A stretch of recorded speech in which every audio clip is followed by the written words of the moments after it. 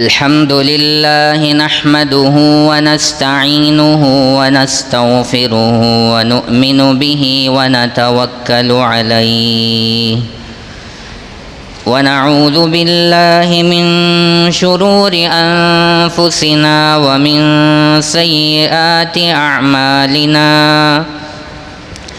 ونعوذ بالله من شرور أنفسنا ومن سيئات أعمالنا ونعوذ بالله من شرور أنفسنا ومن سيئات أعمالنا من يهده الله فلا مضل له ومن يضلله فلا هادي له ونشهد أن لا إله إلا الله وحده لا شريك له ونشهد أن سيدنا ونبينا وحبيبنا ومولانا محمدا عبده ورسوله أما بعد فقد قال الله تبارك وتعالى في الكلام المجيد والفرقان الحميد أعوذ بالله من الشيطان الرجيم بسم الله الرحمن الرحيم أم كنتم شهداء إذ حضر يعقوب الموت إذ قال لبنيه ما تعبدون من بعدي قالوا نعبد إلهك وإله آبائك إبراهيم وإسحاق إلها واحدا ونحن له مسلمون وقال تعالى يا أيها الذين آمنوا قوا أنفسكم وأهليكم نارا وقودها الناس والحجارة صدق الله العظيم رب اشرح لي صدري ويسر لي أمري واحلل عقدة من لساني يفقه قولي سبحانك لا علم لنا إلا ما علمتنا وعلمنا ما ينفعنا وزدنا علما اللهم صل على سيدنا محمد وعلى آل سيدنا محمد وبارك وسلم بزرگان محترم، گرامی قدر بھائیوں، عزیزوں، نوجوانوں، گزشتہ 3 جمعوں سے آپ حضرات کے سامنے فتنہ ارتداد کے سلسلے میں روشنی ڈالی جا رہی ہے کہ اس وقت امت مسلمہ کی بہن بیٹیاں بہت بڑی تعداد میں مرتد ہو رہی ہے۔ اس کی وجہ کیا ہے؟ کیا اسباب ہیں؟ کیا علتیں ہیں جن کی بنیادوں پر ہماری بہنیں، ہماری بیٹیاں اسلام چھوڑ کر دوسرے مذہب میں داخل ہو رہی ہیں؟ سب سے پہلے ہمیں اس دور کے نازک ترین حالات کا جائزہ لینے کی ضرورت ہے۔ خطبے کے شروع میں قرآن پاک کی جو آیت میں نے پڑھی، اس میں اللہ تبارک و تعالی نے حضرت یعقوب علیہ السلام کا تذکرہ فرمایا۔ حضرت یعقوب علیہ السلام نے اپنی زندگی کے آخری وقت میں اپنے بچوں کو اپنے پاس بلایا اور اپنے بچوں سے بڑا عجیب و غریب سوال فرمایا، ام کنتم شہداء اذ حضر یعقوب الموت اذ قال لبنیہ ما تعبدون من بعدی۔ حضرت یعقوب علیہ السلام نے اپنے نوجوان بچوں سے سوال فرمایا، ما تعبدون من بعدی، میرے مر جانے کے بعد تم کس کی عبادت کرو گے؟ میرے دنیا سے رخصت ہو جانے کے بعد تم کس کی پوجا اور پرستش کرو گے؟ اگر ہم جیسے لوگ ہوتے، دنیا کمانے والے، دنیا جمانے والے، اپنے مرنے کے وقت میں اپنے بچوں کو جمع کر کے سوال کرتے، میرے مرنے کے بعد میری اتنی اتنی پراپرٹیاں ہیں، اتنے اتنے قرض ہیں، اور میرا لین دین فلاں فلاں سے ہے، تم پراپرٹیاں آپس میں بانٹ لو، ان کو دے دو ان کو دے دو، میرا قرض چکتا کرو، تم کو پھیڑنا ہے۔ ساری دنیا کی باتیں آج کل کے ماحول میں ہم لوگ کرتے ہیں، لیکن اس وقت حضرت یعقوب علیہ السلام نے جو سوال اپنے نوجوان بیٹوں سے فرمایا وہ انتہائی اہم، انتہائی قیمتی، اس سے بڑھ کر کوئی قیمتی سوال ہو ہی نہیں سکتا۔ اور قرآن کریم ایک جامع ترین کتاب ہے، اس میں بیکار کی باتیں اور بیکار کی چیزیں بیان نہیں کی گئیں۔ اللہ تبارک و تعالی کے کلام کی ایک ایک آیت قیامت تک آنے والے نسل انسانی کے لیے راہ ہدایت ہے۔ حضرت یعقوب علیہ السلام کے واقعے کو اللہ نے قرآن مجید میں ذکر کر کے قیامت تک آنے والے باپوں کو اس بات کی تلقین دینے کی کوشش کی ہے کہ باپ اپنے بچوں کی دنیا کے سلسلے میں بعد میں فکر کرے، سب سے پہلے اس کے دین اور ایمان کی فکر کرے۔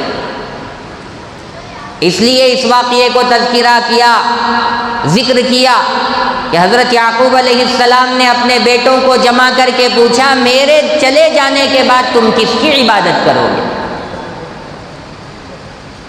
بچوں کے سامنے جب یہ سوال ہوا، باپ جیسا ہوتا ہے بچے ویسے ہوتے ہیں۔ باپ کے اندر نیکی، شرافت، خیر اور بھلائی ہو، بچوں کے اندر ضرور بالضرور وہ نیکیاں، وہ خیر اور بھلائیاں، وہ شرافتیں منتقل ہوا کرتی ہیں۔ تو باپ پیغمبر ہے، تو باپ نے اپنے بچوں کی صحیح تربیت فرمائی تھی، ان کی تعلیم اسلامی لحاظ سے کیا تھا، اس لیے بچوں کا جواب بھی ویسا ہی تھا جیسا سوال تھا۔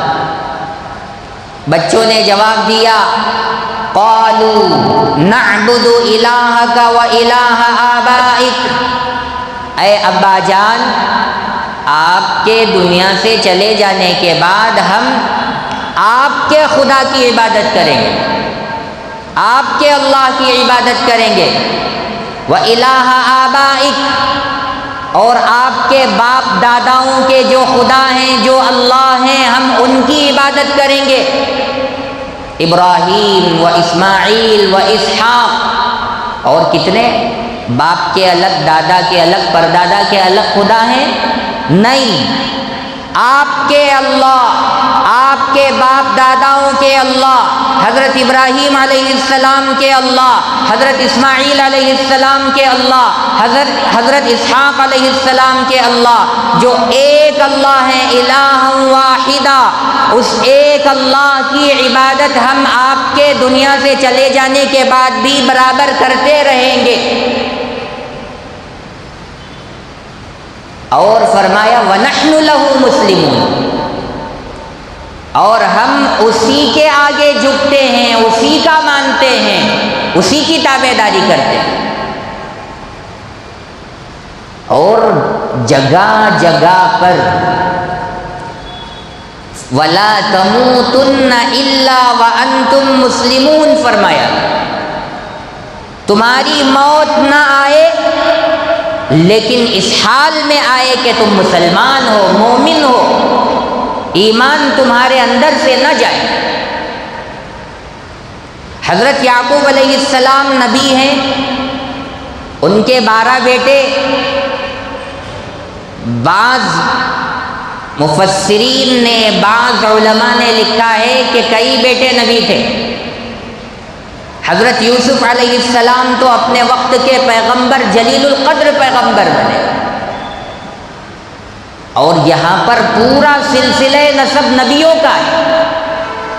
حضرت یوسف علیہ السلام بھی نبی ہیں، حضرت یعقوب علیہ السلام بھی نبی ہیں، حضرت اسحاق علیہ السلام بھی نبی ہیں، حضرت ابراہیم علیہ السلام بھی نبی ہیں۔ کریم ابن الکریم ابن الکریم ابن الکریم، شریفوں کا پورا خاندان ہے، نبیوں کا سلسلہ نسب ہے، یہ پیڑھی ہی نبیوں کی ہے۔ سوال کیوں ایسا فرما رہے ہیں؟ کیا اپنے بچوں کے بارے میں حضرت یعقوب علیہ السلام کو شک ہو گیا تھا کہ یہ میرے مر جانے کے بعد میں بتوں کی پوجا پاٹ کریں گے؟ حضرت یعقوب علیہ السلام نے مصر کے جو حالات اپنی آنکھوں سے دیکھے تھے، وہاں پر جو ممیز تھیں، اپنا پیارا اور عزیز مرتا، تو اس کے جسم کو کیمیکل ڈال کر ممی بنا کر کے اس میں رکھ دیتے، گاڑتے نہیں تھے، اور اس کیمیکل کی وجہ سے وہ جسم کئی دن تک بدبودار نہیں ہوتا تھا، سڑتا نہیں تھا۔ ہوتے ہوتے ان لوگوں نے ان ممیوں کی، ان بتوں کی، ان چیزوں کی پوجا پاٹ شروع کر دی۔ اب حضرت یعقوب علیہ السلام نے دیکھا کہ مصر میں بتوں کی پوجا پاٹ ہو رہی ہے،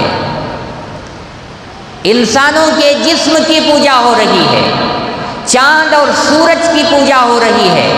تو ایسے کفر اور شرک کے ماحول میں حضرت یعقوب علیہ السلام نے سوچا کہ میری نسل میں کوئی کافر اور مرتد نہ پیدا ہو، اس لیے اپنے بچوں کو بلایا اور پوچھا کہ میرے دنیا سے گزر جانے کے بعد تم کس کی عبادت کرو گے؟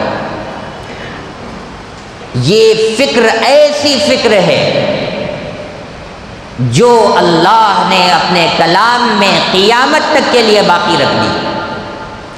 یہ فکر ایسی فکر ہے جو ہر باپ کو اپنے بچوں کے بارے میں کرتے رہنا چاہیے، اور جب تک ایمان باقی رہے گا سارے اعمال اللہ کے یہاں مقبول ہوں گے۔ ایمان ہی باقی نہ ہو، آدمی چاہے 50 مسجدیں بنائے، 50 مدرسے بنائے، 100 کنویں کھودے، ہزار بیواؤں کی، یتیموں کی پرورش کرے، ان کو صدقہ اور خیرات دے، صدقہ جاریہ کے کام کرتا رہے، ایمان کی دولت نہ ہو، سارے اعمال ضائع اور برباد ہیں۔ اس وقت حضرت یعقوب علیہ السلام نے اپنے بچوں کو جمع کر کے میرے مرنے کے بعد تم کس کی عبادت کرو گے یہ سوال کیا تھا، اس لیے کہ ان کو کفر اور شرک کا ماحول نظر آیا۔ آج ہم اپنی نگاہوں سے پوری دنیا میں کفر و شرک کا ماحول دیکھ رہے ہیں۔ ہزاروں لاکھوں مندریں، گرجا گھر، چرچ اور کلیسائیں، پتہ نہیں کیا کیا اللہ کو چھوڑ کر دوسرے خداؤں کی عبادت خانے بنائے گئے ہیں، ہم اپنی آنکھوں سے دیکھ رہے ہیں۔ ہمارے مسلمان گنیش جب نکلتا ہے اس میں لیڈران بھی ہوتے ہیں، ذمہ داران بھی ہوتے ہیں، مسلمانوں کی ایک جماعت بھی ہوتی ہے، مسلمانوں کے بچے بھی جاتے ہیں۔ کیا کوئی کھیل ہے، کوئی نظارہ ہے جو دیکھنے کے لائق اور قابل ہے؟ شرک کی نفرت دل سے چلی گئی، کفر کی نحوست دل سے نکل گئی، اب کفر کے کام مسلمان بن کر رہا ہے۔ ہولی کا موقع آ گیا، ہولی کے موقع پر ہمارے بچوں کو ان کے ماں باپ کلر دلا کر کے کھیلنے کے لیے چھوڑتے ہیں، کھیلو، یہ کھیل ہے۔ حالانکہ اچھی طرح معلوم ہے کہ یہ ہندو مذہب کی عید کا نام ہے اور وہ عید مناتے ہیں۔ دیوالی کا موقع آتا ہے، اپنے بچوں کو دکان میں لے جا کر پٹاخے دلاتے ہیں، پھوڑو پٹاخے، مستی کرو، عیش کرو۔ کیا یہ کھیل ہے؟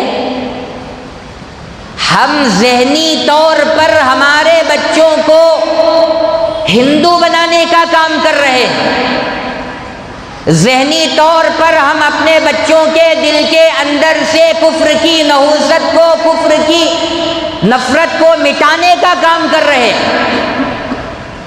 ہم کہاں سے اپنے بچوں کو توحید کا سبق پڑھائیں گے، توحید کی دعوت دیں گے؟ اسی لیے آج ہمارے بچوں کے اندر وحدانیت کی پختگی نہیں ہے، مضبوطی نہیں ہے۔ اللہ کون ہے، کس لیے ہم کو پیدا کیا ہے، مرنے کے بعد ہمارے ساتھ کیا ہونا ہے، اس سے کوئی دلچسپی نہ ہمارے ماں باپ کو ہے نہ ہمارے بچوں کو۔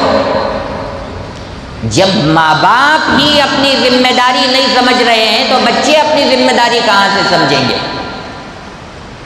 جب ماں باپ ہی اپنے بچوں کے ایمان کو، بچوں کا تو چھوڑیے، اپنے ایمان کو بچانے کی کوشش نہیں کر رہے ہیں تو پھر بچوں کا کیا حال ہوگا؟ ستیاناش ہو جائے گا۔ حضرت یعقوب علیہ السلام نے جس طرح اپنے بچوں کے سلسلے میں فکر فرمائی تھی، ایسے ہی ہمیں اپنے اور اپنے بچوں کے بارے میں ان کے ایمان کی فکر کرنے کی ضرورت ہے، تبھی جا کر ہمارا ایمان اور ہمارے بچوں کا ایمان سلامت رہے گا۔ میں 3 جمعوں سے ہماری مسلمان بچیوں کے بارے میں جو مرتد ہو رہی ہیں لاکھوں بچیاں، ان کے سلسلے میں گزارشات عرض کر رہا ہوں کہ کیسے کیسے حالات ہیں اور کیا کیا پلاننگ ہے۔ حضرت مولانا خالد سیف اللہ رحمانی صاحب دامت برکاتہم، جو آل انڈیا مسلم پرسنل لا بورڈ کے سیکریٹری ہیں، جنرل سیکریٹری، انہوں نے ایک بہت اچھا مضمون لکھا۔ اس میں انہوں نے 4 اسباب بیان فرمائے کہ اس وقت مسلمان بچیوں کے مرتد ہونے کی 4 وجوہات ہیں۔ ایک وجہ شادیوں کی فضول خرچیاں، بے جا رسم و رواج، خرافات۔ دوسری وجہ کہ بچوں کی پڑھائی سے غیر دلچسپی، عدم دلچسپی، بچیوں کا پڑھائی میں لڑکوں سے آگے بڑھ جانا۔ تیسری وجہ لکھی مخلوط تعلیم، کو ایجوکیشن، لڑکے اور لڑکیاں مل جل کر پڑھنا۔ چوتھی وجہ لکھی کہ مخلوط ملازمت کرنا، یعنی کو ملازمت، مل جل کر کے لڑکے اور لڑکیاں جاب کر رہی ہیں۔ میں نے گزشتہ 3 جمعوں میں شادی کی فضول خرچیوں کے سلسلے میں، ہماری تباہ و برباد شادیوں کے سلسلے میں بھی عرض کیا ہے، اور اسی طرح لڑکوں کا لڑکیوں سے تعلیم میں پیچھے ہو جانے کے سبب کو بھی بیان کیا ہے، اور اسی طرح کو ایجوکیشن کو بھی بیان کیا ہے۔ ایک اور وجہ جو ہے وہ یہ ہے کہ لڑکوں اور لڑکیوں کا مل کر ایک ساتھ جاب کرنا یہ بھی اتنا خطرناک اور گھناؤنی کام ہے جس کی بنیاد پر ہماری بچیاں مرتد ہو رہی ہیں۔ گزشتہ جمعہ میں نے عرض کیا تھا کہ ہمارے مسلمان لڑکوں نے پڑھائی کرنا چھوڑ دیا، بچیوں کو پڑھانا شروع کیا ہم لوگوں نے، بچیوں کو ڈگریاں دلائی جا رہی ہیں، اور جو ماں باپ اپنے بچوں کو بڑی بڑی ڈگریاں دلا رہے ہیں۔ کیا ضرورت ہے بچیوں کو بڑی ڈگریاں دلانے کی؟ MBBS بنا لیا، ڈاکٹر بنایا، نرس بنایا، یہ بات تو سمجھ میں آتی ہے کہ ہماری کمیونٹی کو ڈاکٹروں کی ضرورت ہے، نرس کی ضرورت ہے۔ ہماری مسلمان مائیں اور بہنیں جب ہاسپٹل کو جائیں گی اور اپنا علاج کروائیں گی تو اپنے خفیہ بیماریوں کو وہ عورتوں کے سامنے ہی بیان کریں گی اور وہی ان کا علاج کریں گی، یہ بات تو سمجھ میں آتی ہے۔ اس کے علاوہ انجینئر بنانا، MSc BSc B.Ed اور LLB اور دوسری ڈگریاں دلانا، یہ بات سمجھ میں نہیں آتی، اس کی کیا ضرورت ہے؟ جب غور سے تلاش کر کے دیکھا جائے اس کا سبب کیا ہے، اس کی علت کیا ہے، تو یہ سمجھ میں آتا ہے کہ جو ماں باپ اپنی بچیوں کو بڑی ڈگریاں دلا رہے ہیں ان کا مقصد ہی کچھ اور ہے۔ میری بچی پڑھ لکھ کر کے ایک ڈگری ہولڈر بن جائے، اسے اچھی جگہ رشتہ کرنا ہے، اور اچھی جگہ رشتہ ہو جانے کے بعد نکاح ہو جائے، اگر اس کا شوہر اسے طلاق دے دے، خلا دے دے، میری بچی کسی کی محتاج اور ضرورت مند نہ بنے، وہ خود جا کر کے جاب کرے، نوکری کرے، ملازمت کرے، اپنی پیروں پر کھڑے ہو جائے۔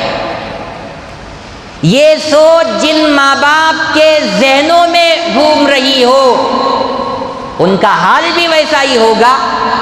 شادی اچھے اچھے گھروں میں تو ہوگی، لیکن 6 مہینے، 1 سال، 2 سال کے بعد میں طلاق ہو جائے گی، خلا ہو جائے گی۔ کیوں؟ سوچ ہی یہی رکھ کر پڑھایا ہے۔ جو بڑی بڑی ڈگریاں حاصل کرے گی، کیا وہ اپنے شوہر کے سامنے جھک جائے گی؟ اس کا کہا مان لے گی؟ اس کی اطاعت کرے گی؟ جواب پر جواب دے گی۔ میں بھی کیا بھی کم نہیں ہوں، میں بھی 2 ڈگریاں لے کو ہوں پڑھ کو، تو کیا منجے بولتا سو؟ اس سے ٹکراؤ پیدا ہوگا، انڈرسٹینڈنگ پیدا نہیں ہوگی، پھر ظاہر سی بات ہے نوبت طلاق اور خلے تک پہنچے گی، اور پھر عورتیں، لڑکیاں جاب کرنے جائیں گی، ایک ٹیکسی میں اس طرف رائٹ سائڈ میں لڑکی بیٹھی ہے اور لیفٹ سائڈ میں لڑکا بیٹھا ہے، دونوں اجنبی ہیں، ایک ہی جگہ پر آپ نے پیٹرول کو بھی رکھ دیا، ایک ہی جگہ پر آپ نے لکڑی کو بھی رکھ دیا۔ اب یہ کہو کہ اس پیٹرول میں اور اس لکڑی میں آگ نہیں جلے گی اور یہ دونوں جل کر تباہ نہیں ہوں گے، تو یہ سب سے بڑی بے وقوفی اور نادانی ہے۔ اجنبی لڑکا اور اجنبی لڑکی آزو بازو بیٹھے، ان کے درمیان میں بات چیت نہ ہو، ان کے تعلقات قائم نہ ہو، اور وہ آپس میں لیو ان ریلیشن شپ نہ کریں، یہ ناممکن ہے، امپاسبل۔ کس لیے ہم پڑھا رہے ہیں اپنی بچیوں کو؟ مرتد بننے کے لیے؟ اپنی زندگی تباہ و تاراج کرنے کے لیے پڑھا رہے ہیں؟ یہ کہاں کی عقل مندی ہے؟ یہ لڑکیوں کا معاملہ ہے، لڑکوں کا معاملہ اللہ رحم فرمائے، اللہ رحم فرمائے۔ اگلے آنے والے 10 سالوں میں، میری بات لکھ کر نوٹ کر کے رکھ لیجئے، اگلے آنے والے 10 سالوں میں ہمارے مسلمان نوجوان بچوں کی لاکھوں کی تعداد مرتد بن جائے گی، لکھ کر رکھ لیجئے۔ اور جن ماں باپ کو اپنے بچوں کے ایمان کی فکر ہے وہ ابھی سے کمر کس کر کے اپنے بچوں کی پرورش کے بارے میں، اپنے بچوں کی تربیت کے بارے میں پورے طور پر تیار ہو کر کے زندگی گزاریں، بے حس بن کر، بے فکر بن کر، جیسے چاہیں ویسے زندگی گزارنے کے لیے چھوڑ دیں گے تو کل کے دن جس اولاد کے لیے تم نے رکشہ چلایا تھا، جس اولاد کے لیے تم نے بیاج اور بڈی کے لیے سنگے سے پیسے لیے تھے، جس اولاد کے لیے تم نے اپنی گرمی اور اپنے خون پسینے کی کمائی لگائی تھی، جس اولاد کے لیے گرمی اور سردی کے موسم کو ایک کر کے، دن اور رات کو ایک کر کے کما کر کے ان کو کھلایا تھا، پلایا تھا، خرچ کیا تھا، پڑھایا تھا، وہی اولاد تمہارے بارے میں پولیس اسٹیشن کو جا کر FIR درج کرائے گی کہ یہ میرا باپ ہے، اس سے میری زندگی کو خطرہ ہے اور میں اس کے بارے میں ڈر محسوس کر رہا ہوں۔ پھر موقع وہ آئے گا، حالت وہ آئے گی کہ بیٹے کے سامنے، بیٹی کے سامنے پولیس باپ کو ہتھکڑیاں پہنا کر جیل کے حوالے کرے گی۔